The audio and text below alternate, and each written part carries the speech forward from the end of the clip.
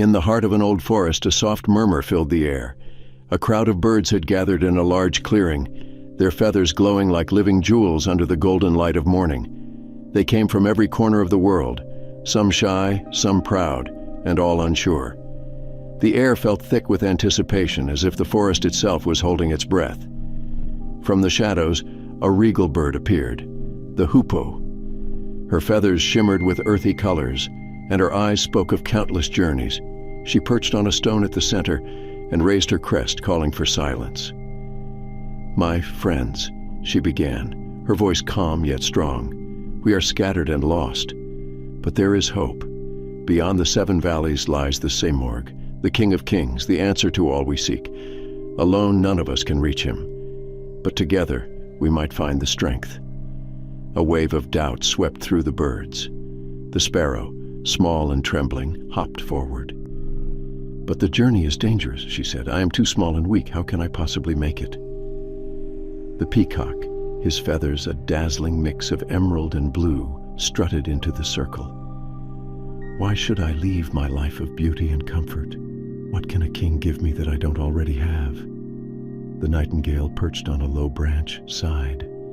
"My heart belongs to the rose. Its scent is my life. How can I leave it behind?" The hoopoe looked at them all with gentle determination. "Your fears are chains," she said, "and your comforts are illusions. Each of you carries something that holds you back. Only by letting go can we find the Simorgh. Will you come with me?" One by one, the birds struggled with their doubts. Some turned away, unwilling to face the challenge, but a brave few stepped forward, their eyes shining with newfound courage. The journey had begun.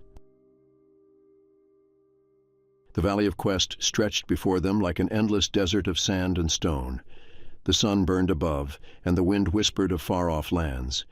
The birds flew together, their wings beating against the hot air. "This is the Valley of Quest," the hoopoe explained. "Here comfort and certainty are left behind. The path is tough, but every step brings us closer to truth." Some birds faltered, unable to bear the trials. The group grew smaller, but those who stayed pushed on, their doubts fading like mist under the sun. As they entered the Valley of Love, the air felt different. Moonlight lit up the landscape, and the smell of roses filled the air.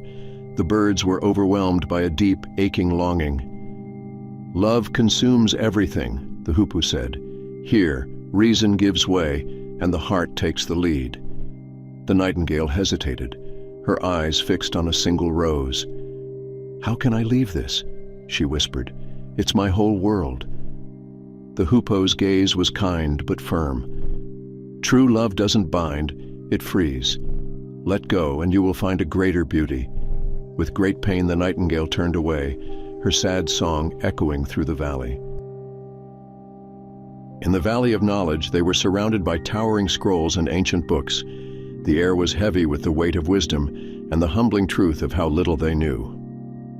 "Here," said the hoopoe, "you see how vast creation is and how little you truly understand."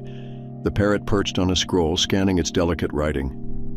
"I thought I was wise," she said, "but now I see how little I know." The hoopoe nodded. "Knowledge reflects who you are. Embrace its lessons and move forward." The Valley of Detachment was a barren wasteland.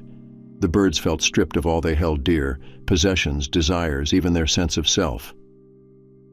"Letting go is hard," the hoopoe said gently, "but only by releasing everything can you find what truly matters." The sparrow, shaking, let a treasured feather fall from her grasp. She cried, but her wings felt lighter, her heart freer. The Valley of Unity opened into a breathtaking scene. Mountains, rivers, and skies seemed to blend together, erasing all boundaries. The birds flew as one, their forms merging into a single, harmonious group. "In unity," the hoopoe said, "all differences disappear. We are threads in the same divine tapestry." The peacock, once so proud, marveled, "I see now. We are not separate. We are one." The Valley of Wonderment dazzled with shifting colors and shimmering light. Awe and wonder filled every bird's heart. "Here," said the hoopoe, "the infinite reveals itself." open your heart to its beauty." The sparrow gasped, her small frame trembling. "How can such wonder be real?" "It has always been," the hoopoe said. "You just needed to see it."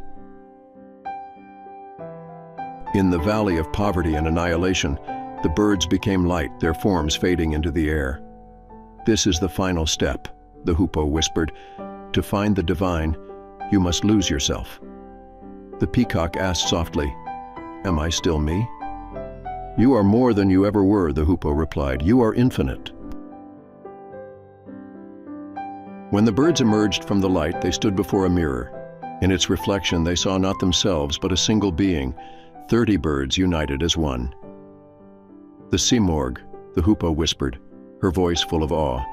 "We searched far and wide for him, only to find him within ourselves." The sparrow spoke softly but clearly. "We are the Simorgh." Changed forever, the birds returned to the world they had left behind. They soared through the skies with purpose, their hearts glowing with wisdom. "The journey never ends," the hoopoe's voice echoed. "Each of us carries the light of the Simorgh, spreading it wherever we go."